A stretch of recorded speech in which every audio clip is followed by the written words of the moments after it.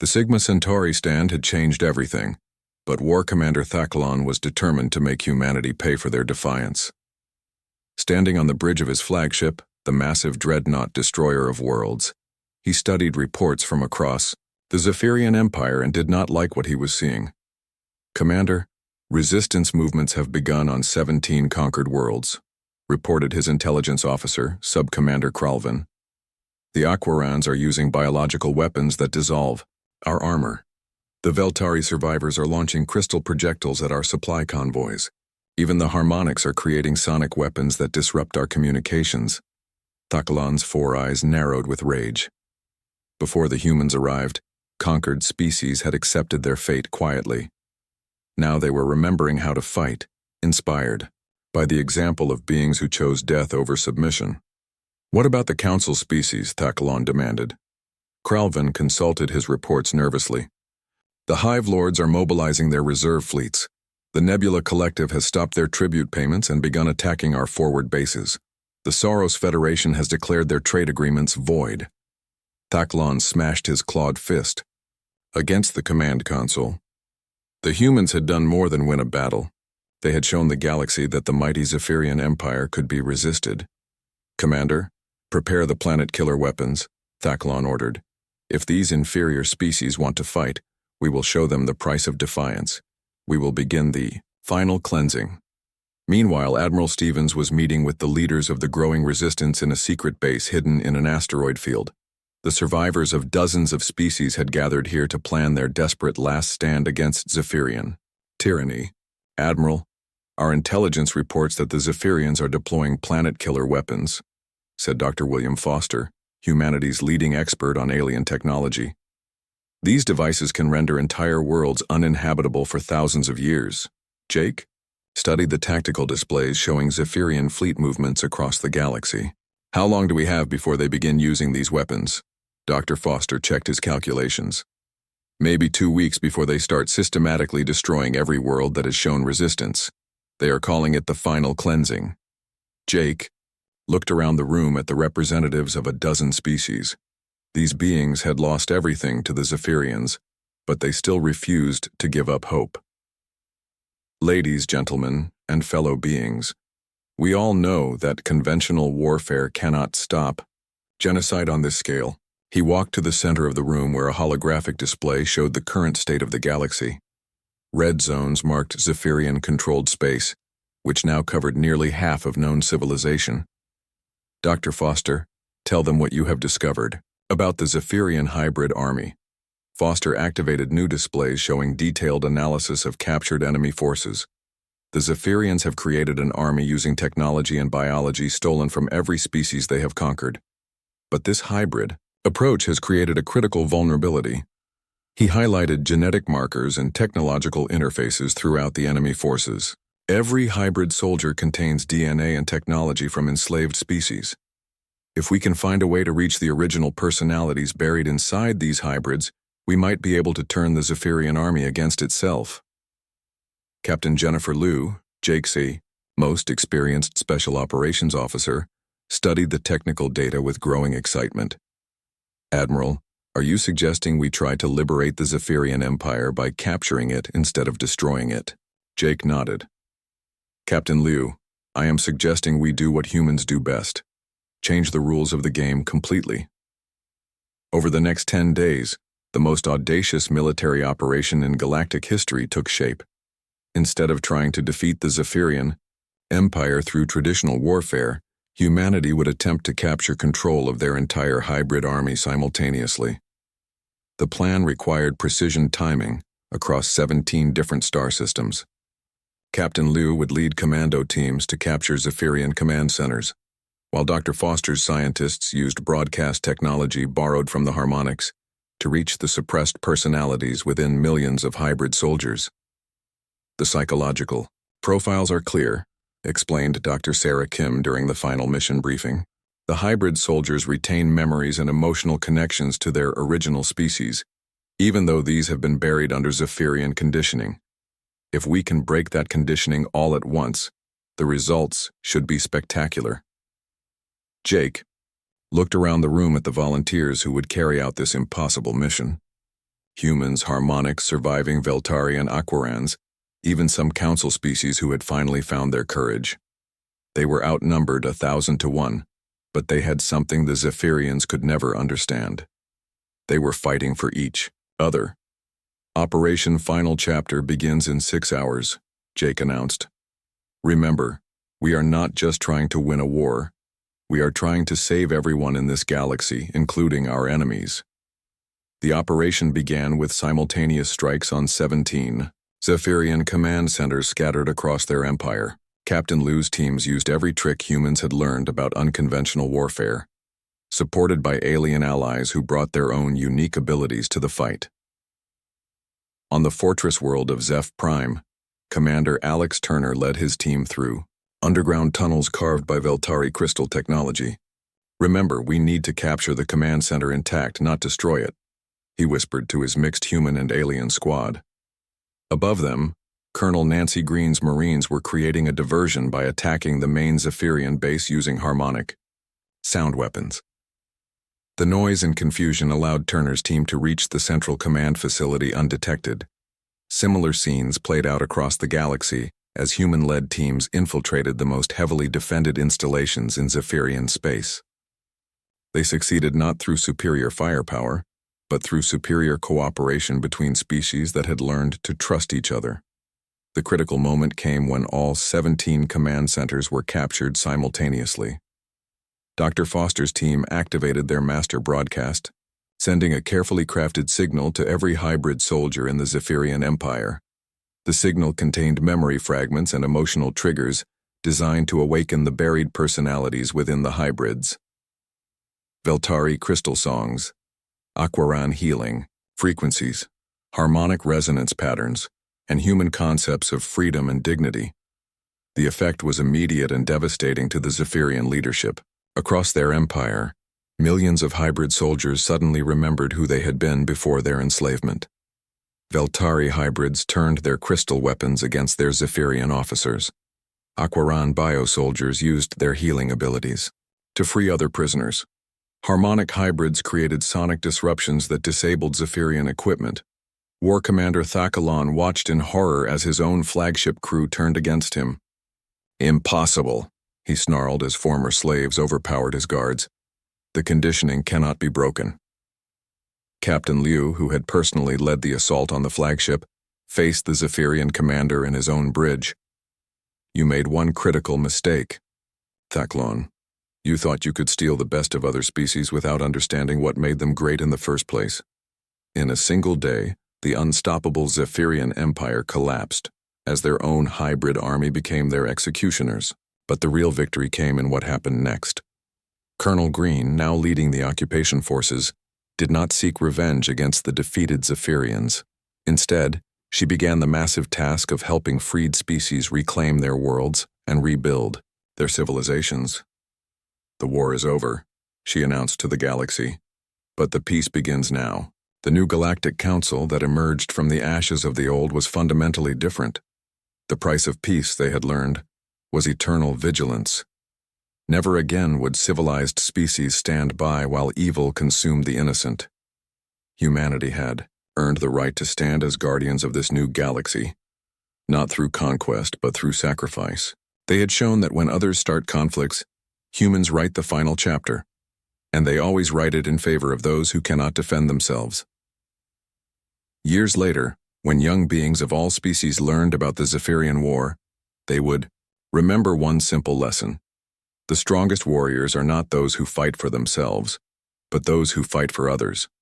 And in a galaxy where peace was maintained through the memory of what happened when good people did nothing, that lesson would never be forgotten. Admiral Jake Stevens stood on the bridge of the CNS Liberty and watched the largest human fleet in history drop out of hyperspace around Sigma Centauri Prime. 127 ships carrying humanity's finest soldiers, their most advanced technology, and their absolute determination to draw a line in the void. 6 months had passed since the Nexus massacre, and the Zephyrians had continued their campaign of terror across Council space. They now controlled nearly a third of the galaxy and showed no signs of slowing down. Their latest target was the Sigma Centauri system, home to the peaceful Harmonic Collective. "Admiral, we are receiving a transmission from the Harmonics," reported his communication officer, Commander Lisa Hayes. The main screen flickered to life, showing Resonance Prime Veltar, the leader of the Harmonic Collective. The being looked like pure energy contained in a humanoid form, constantly shifting colors as emotions flowed through its crystalline structure. "Admiral Stevens, we are grateful beyond words that humanity has come to our aid, but we fear it may be too late," Veltar said in its musical voice. "The Zephyrian fleet will arrive within hours, and we have no military forces to resist them." Jake stepped forward. "Resonance Prime, we are not here just to defend your world. We are here to show the galaxy that the Zephyrians can be stopped." Veltar's colors shifted to what Jake had learned meant confusion among the Harmonics.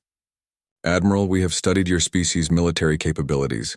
You are brave, but the Zephyrians outnumber you 8-1.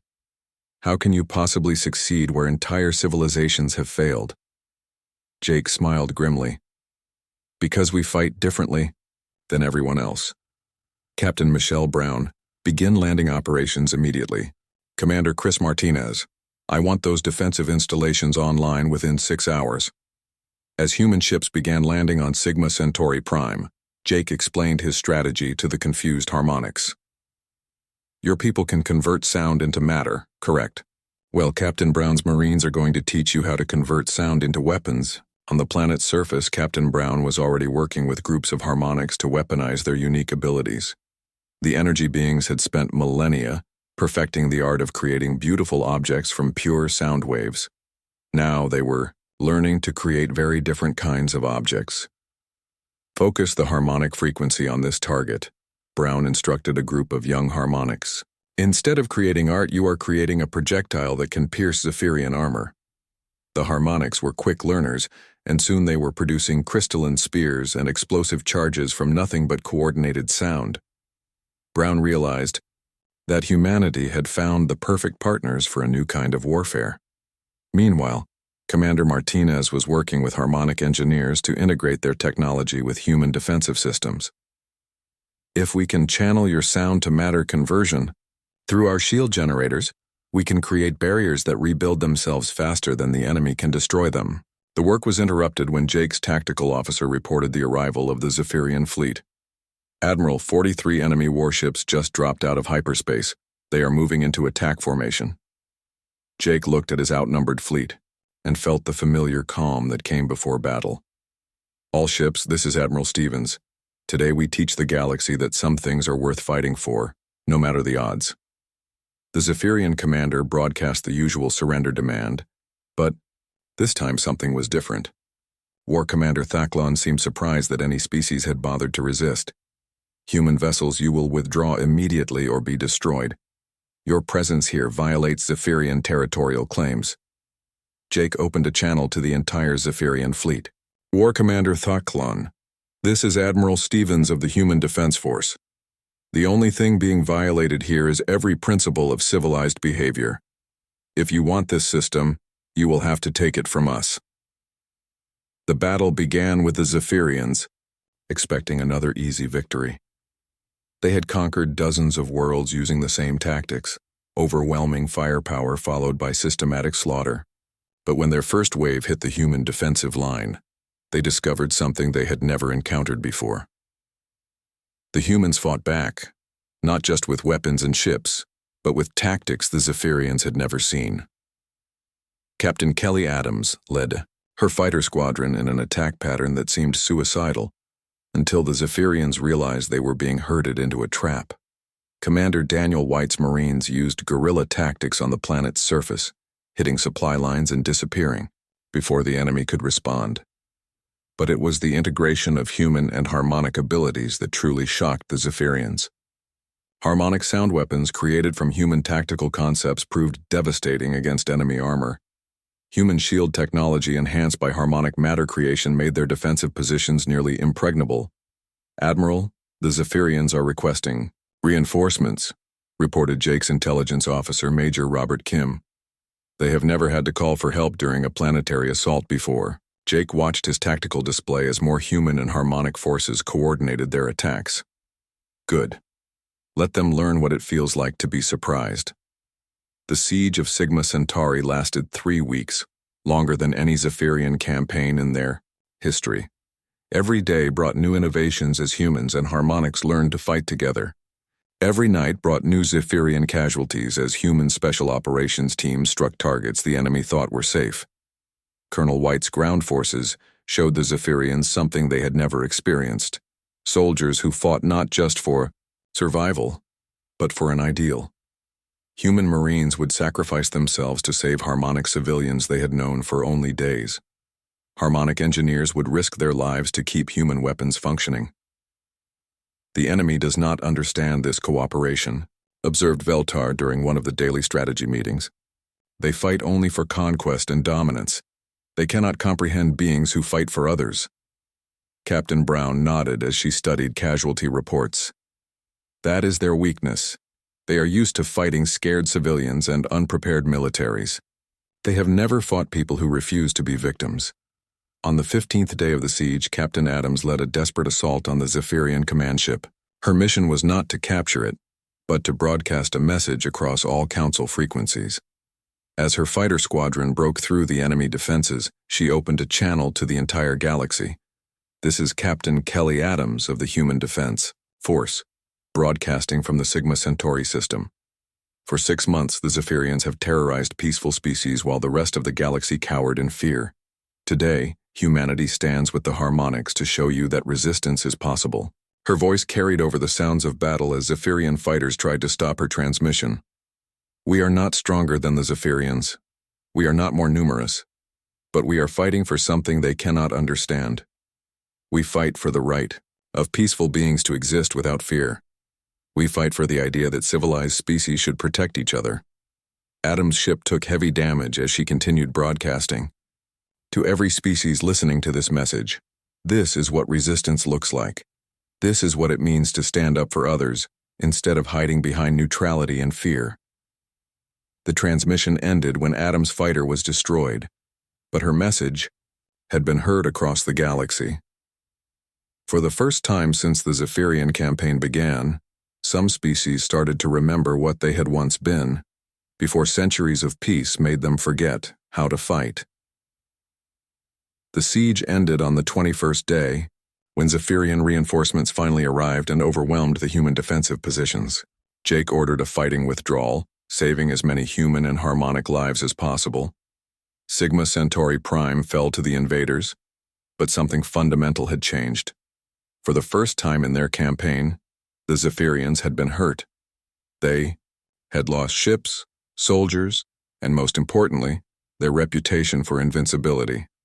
More critically, they had revealed weaknesses that other species could exploit. As Jake's battered fleet regrouped in deep space, he received reports from across the galaxy. The supposedly peaceful Aquarans were beginning to develop biological weapons from their ocean worlds. The crystal beings among the Veltari survivors were working to turn asteroids into kinetic projectiles. Even the philosophical harmonics were composing what they called war songs. "Admiral, we lost the battle," said Commander Martinez as he reviewed the casualty reports. Jake looked out at the stars and thought about Captain Adams's sacrifice and the courage of every human and harmonic who had fought beside them. "No, Commander. We won something much more important than a battle. We showed the galaxy that the Zephyrians can bleed." 3 months had passed since the Veltari genocide began, and Commander Steve Collins could not sleep. He commanded a small reconnaissance ship called the CNS Scout, and his job was to watch the Zephyrians and report back to Earth Command. What he had seen in those 3 months would give anyone nightmares. The Zephyrians had not stopped with the Veltari. After destroying 6 crystal worlds and enslaving hundreds of thousands of peaceful miners, they had moved on to bigger targets. Steve's ship was currently hiding behind a gas giant in the Aqua system, watching the latest horror unfold. "Commander, the Zephyrians have begun their attack on Aqua Prime," reported his sensor officer, Lieutenant Carol Yang. 12 warships are moving into position around the planet. Steve looked at the main screen and felt sick. Aqua Prime was home to the Aquarans, a species of intelligent fish-like beings who lived in vast underwater cities. The Aquarans were famous throughout the galaxy for their wisdom and peaceful nature. They spent their time writing philosophy and developing amazing biotechnology that could heal almost any disease. "What kind of defenses do the Aquarans have?" Steve asked, even though he already knew the answer. Carol checked her readings. "Almost. Nothing, sir. A few patrol boats and some warning satellites. They have never needed a military because they never fought with anyone." Steve watched as the Zephyrian ships surrounded the beautiful blue world. The Aquarans had built their cities in the deepest oceans, thinking that would keep them safe from surface attacks. They were wrong. The Zephyrians began draining the oceans. Their ships used massive pumps to suck up billions of gallons of water and dump it into space. As the water levels dropped, the Aquaran cities were exposed to the air for the first time in thousands of years. "My God," whispered Carol. "They are drowning an entire planet by removing its water." Steve wanted to do something, but his orders were still the same. Observe and report. His small ship had no weapons that could hurt the Zephyrian warships. All he could do was watch and document another genocide. The attack on Aqua Prime took 2 weeks.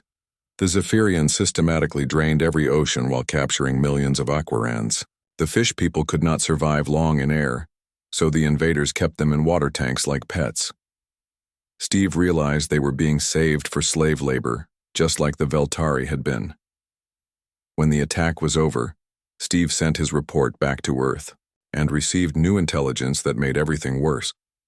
Dr. Helen Wright, humanity's best expert on alien biology, had analyzed captured Zephyrian equipment and made a terrible discovery. "Commander Collins," came Dr. Wright's recorded message, "the Zephyrians are not just randomly conquering species. They are systematically studying each race and stealing their best abilities. They took crystal technology from the Veltari and are now using it to make stronger weapons. The biotech they stole from the Aquarans is being used to make their soldiers live longer and heal faster." Steve felt his blood turn cold. The Zephyrians were not just building an empire. They were building an army designed to defeat every known species in the galaxy. Back on the council station, Ambassador Lisa Rodriguez was fighting a losing battle. She stood in the Great Assembly Hall facing representatives from dozens of species, but none of them wanted to hear what she had to say. "The evidence is clear," Lisa said, her voice echoing in the vast chamber. "The Zephyrians are not interested in limited conquest or negotiation. They are systematically eliminating entire civilizations and incorporating their technology into their own forces." The insectoid representative from the Hive Lords clicked his mandibles dismissively. "The humans always see threats where none exist. These are isolated incidents in distant systems. The Zephyrians have made no moves against any major council worlds." Lisa wanted to scream. "They have destroyed 12 worlds in 3 months. How many more need to die before you call this a threat?" The gaseous being from the Nebula Collective spoke in its strange whispered voice. "The Collective is experiencing internal difficulties that require our full attention. We cannot spare resources for conflicts that do not directly affect us." The reptilian Saros Federation representative was even worse. "The Federation has trade agreements with the Zephyrians that are quite profitable. We see no reason to jeopardize our economic interests over these unfortunate events." Lisa looked around the chamber and saw the same expression on every face. Fear mixed with selfishness. Each species was so worried about their own problems that they could not see the bigger picture. Meanwhile, Lieutenant Colonel Ryan Bell was analyzing intelligence reports in his office on Earth. Ryan worked for human military intelligence, and his job was to understand threats before they became unstoppable. What he was learning about the Zephyrians kept him awake at night. "They are not just random raiders," he told his assistant, Major Linda Green. "Look at the pattern of their attacks. First, they hit the Veltari crystal miners and steal their technology. Then they attack the Aquarans and take their biotechnology. Each conquest makes them stronger for the next one." Linda studied the tactical displays on the wall. "Sir, intelligence suggests their next target might be the crystalline Nexus station, if they take that." Ryan nodded grimly. The crystalline Nexus was a massive space station that served as the cultural heart of 12 different peaceful species. Millions of beings lived there, creating art and music and literature. It was considered one of the most beautiful places in the galaxy. If the Nexus falls, it will break the spirit of every peaceful species in Council space, Ryan said. The psychological impact would be devastating. Linda brought up new reports on her tablet. Sir, the other Council species are calling for strategic withdrawal from the outer systems. They want to pull back to the core worlds and hope the Zephyrians will be satisfied with what they have already taken. Ryan laughed bitterly. Hope. That is their strategy. Hope that the monsters will stop being monsters if we feed them enough victims. On his ship, Steve Collins received orders to move to the Nexus system and observe the expected attack. As his ship jumped to hyperspace, he thought about all the peaceful beings who were about to die while the rest of the galaxy did nothing to help them. The Zephyrians had broadcast their intentions across all frequencies. War Commander Thacklon had announced that the Nexus would be their next target, and he invited any species that wanted to surrender to send representatives to negotiate terms. Several species had actually responded to this invitation. Steve could not believe it. The Zephyrians had just committed genocide against 2 entire civilizations, and some Council species still thought they could be reasoned with. When Steve arrived at the Nexus system, he found the beautiful station, surrounded by evacuation ships. But there were not enough ships to save everyone, and many species had nowhere to go anyway. The Nexus had been their home for generations. Steve watched through his sensors as 12 Zephyrian warships emerged. From hyperspace, they moved with the confidence of predators who knew their prey could not fight back. The station's administrator, an elderly being from the Harmony species, broadcast a final message to the galaxy. We call upon all Council species to remember their oaths and treaties. We call upon the civilized races to stand against this darkness before it consumes us all.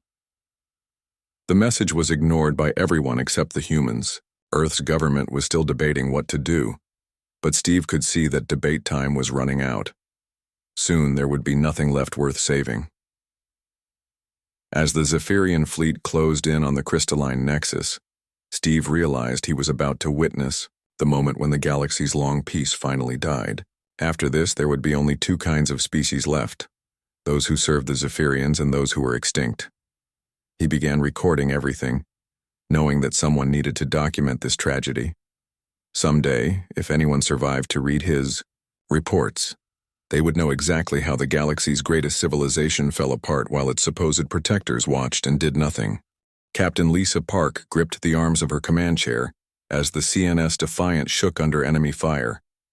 Her destroyer was one of only 3 human ships in the Nexus system when the Zephyrians began their assault on the massive space station. She had orders to observe and report, but watching millions of innocent beings die was tearing her apart inside. Captain, the Nexus defense grid is completely down, reported her tactical officer, Commander Ben Torres. The Zephyrians are landing troops on all 7 habitat rings. Lisa looked at the main screen and saw the beautiful crystalline Nexus burning.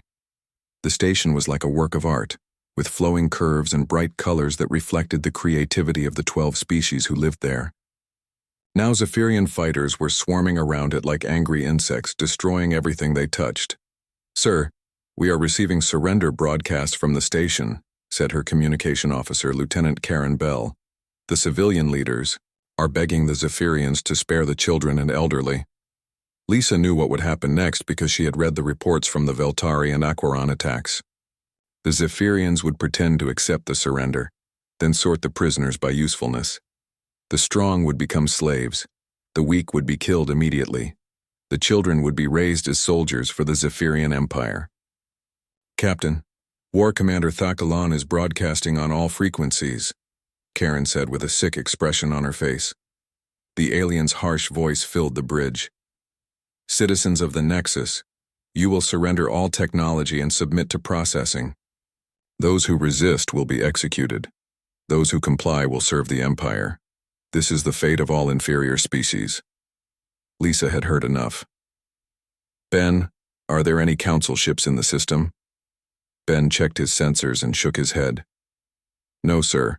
The Hive Lords recalled their patrol ships yesterday. The Nebula Collective never sent any. The Soros Federation is too busy with their trade negotiations to help. Lisa stood up and walked to the observation window.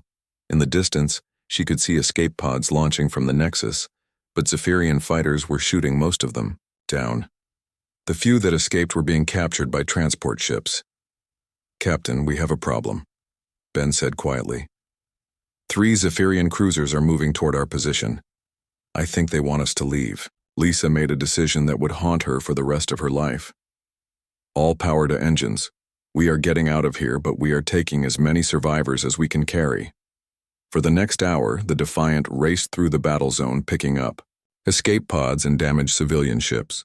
Lisa's crew worked like heroes, saving over 300 beings from certain death. But for everyone they saved, they had to watch 1,000 others die. When it was over, Lisa's ship jumped to hyperspace carrying the survivors and detailed recordings of the massacre. The crystalline Nexus, home to 12 million beings and the greatest art collection in the galaxy, was nothing but burning debris. On Earth, President Mary Johnson sat in the Situation Room with her top advisors.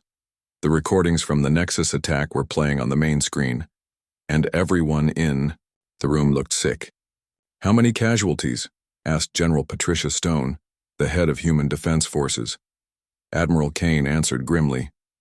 12 million dead in 48 hours, maybe 50,000 survivors captured as slaves.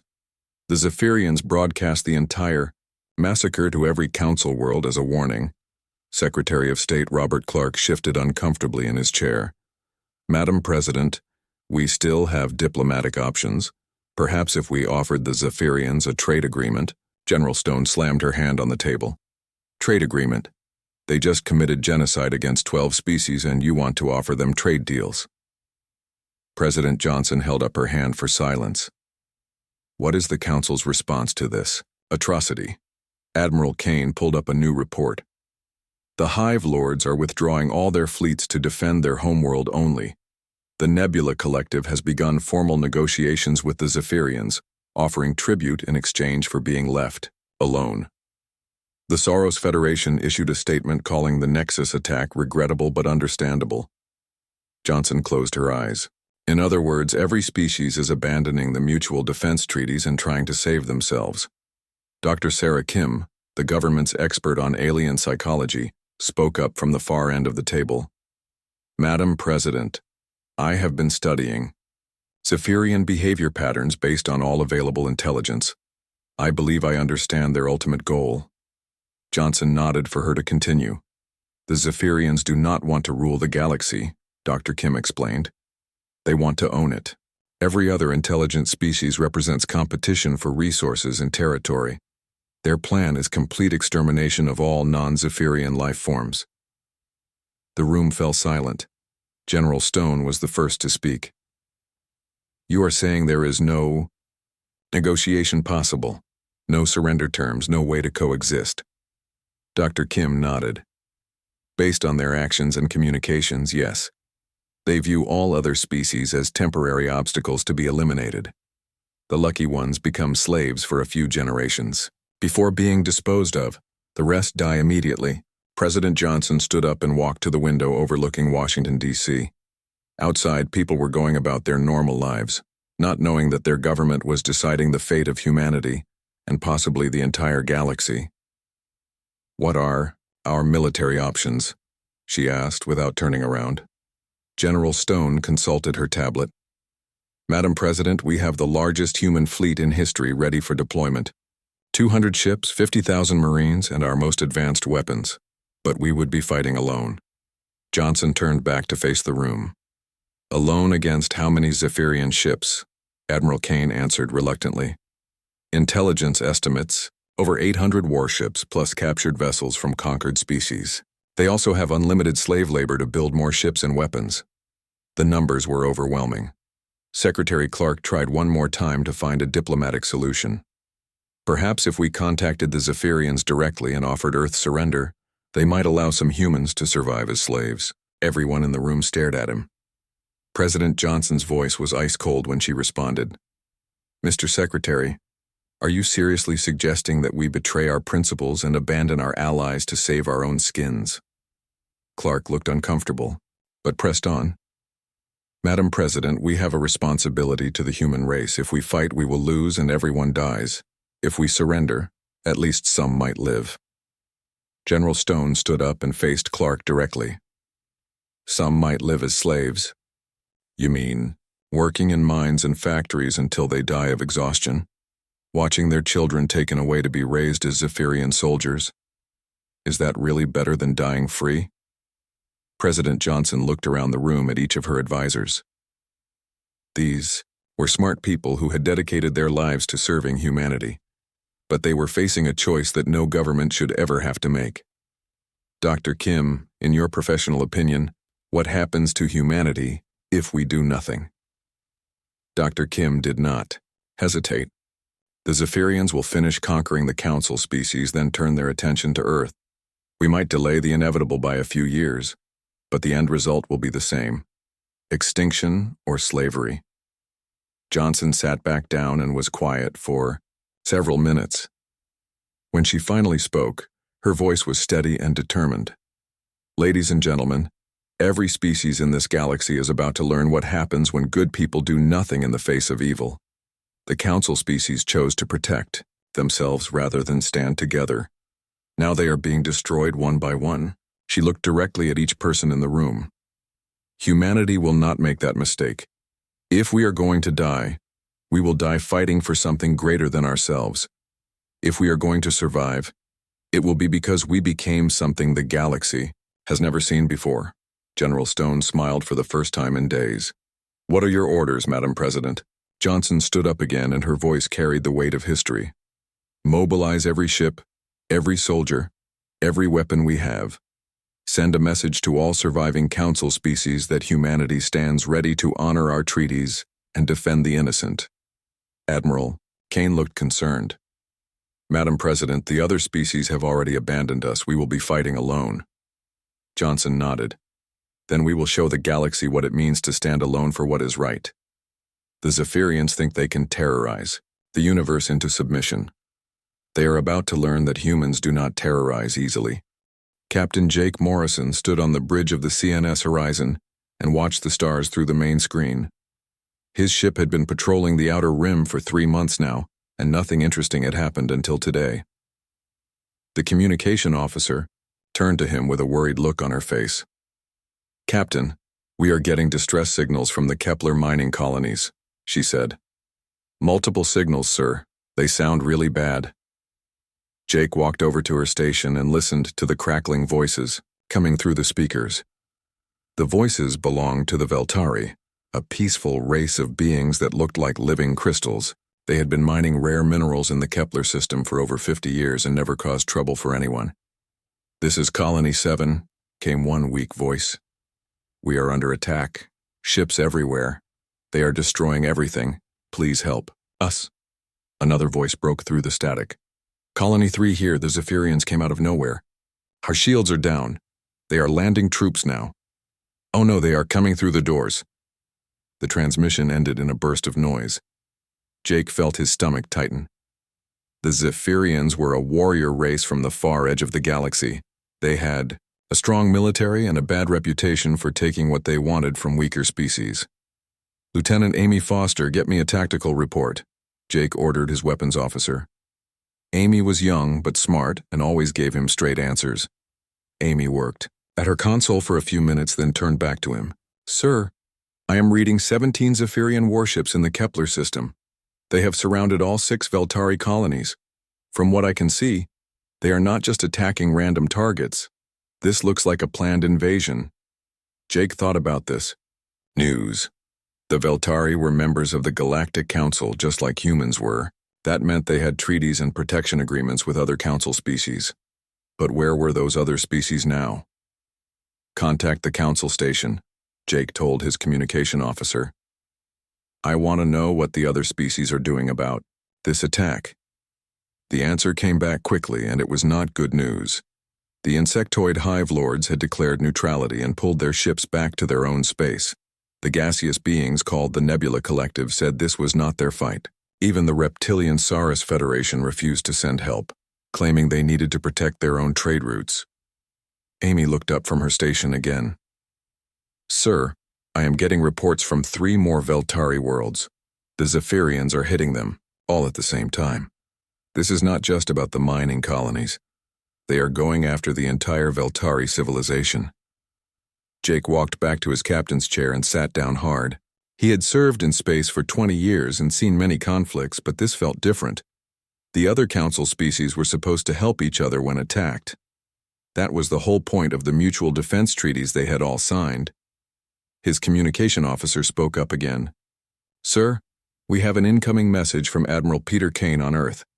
The Admiral's stern face appeared on the main screen. Kane was an old soldier who had fought in the border wars 30 years ago. He did not waste time with small talk. "Captain Morrison, I know what you are thinking, but our orders are clear. You will observe and report only. Do not engage the Zephyrian forces. Do not interfere with their operations. Earth Command wants detailed intelligence on their tactics and weapons, nothing more." Jake wanted to argue, but he knew better.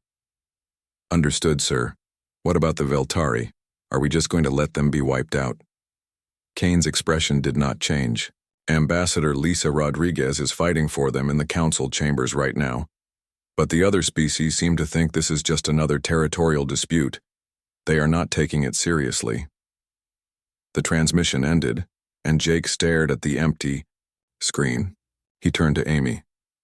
"How long until the Veltari colonies fall?" Amy checked her readings. "At their current rate of attack, maybe 6 hours for the smaller ones. The main colony world might last a day if they are lucky." Jake stood up and walked to the observation window. Out there in the darkness, an entire civilization was being destroyed while the rest of the galaxy did nothing. The Veltari had never hurt anyone. They just wanted to mine their crystals and live in peace. "Sir, we are getting new transmissions," his communication officer said. "The Zephyrians are broadcasting on all frequencies." A harsh alien voice filled the bridge. It spoke in the common galactic language, but with a threatening tone that made everyone uncomfortable. "This is War Commander Thaklon of the Zephyrian Empire. The Veltari worlds now belong to us. Any ship that interferes with our operations will be destroyed. This is your only warning." Jake looked around at his crew. They all had the same expression on their faces. They wanted to fight. They wanted to help the Veltari. But their orders were clear. Over the next few hours, they watched the systematic destruction of the Veltari colonies. The Zephyrians did not just destroy buildings and ships. They captured thousands of Veltari civilians and loaded them onto transport ships. Jake realized with horror that they were taking slaves. Amy reported what she was seeing. "Sir, the Zephyrians are not just conquering territory. They are harvesting everything valuable, including the people. The Veltari who are not killed are being taken prisoner." By the end of the day, all 6 Veltari colonies had fallen. The beautiful crystal cities that had taken decades to build were now smoking ruins. The Zephyrian fleet gathered the surviving Veltari onto their ships and prepared to leave. Jake received another message from Admiral Kane. "Captain, your report confirms our worst fears. The Zephyrians are not interested in negotiation or limited conquest. This looks like the beginning of something much bigger." Jake nodded. "Sir, what are our next orders?" Kane was quiet for a moment. "Continue observing. The council is meeting again tomorrow to discuss the situation. Maybe the other species will finally realize what is happening." But Jake doubted that would happen. He had seen how the other council species reacted to the first reports. They were more worried about their own problems than helping the Veltari. Each species was calculating what was best for themselves, not what was right for the galaxy. As the Zephyrian fleet jumped to hyperspace with their prisoners and stolen goods, Jake made a decision. He would follow his orders and observe. But he would also make sure that Earth knew exactly what kind of enemy they were dealing with. The Zephyrians were not just another aggressive species looking for territory. They were something much worse. They were testing the galaxy's will to fight back. And so far the galaxy was failing that test badly. Jake looked at his crew one more time. "All right, people. Set course for the next Veltari system. I have a feeling the Zephyrians are not done yet."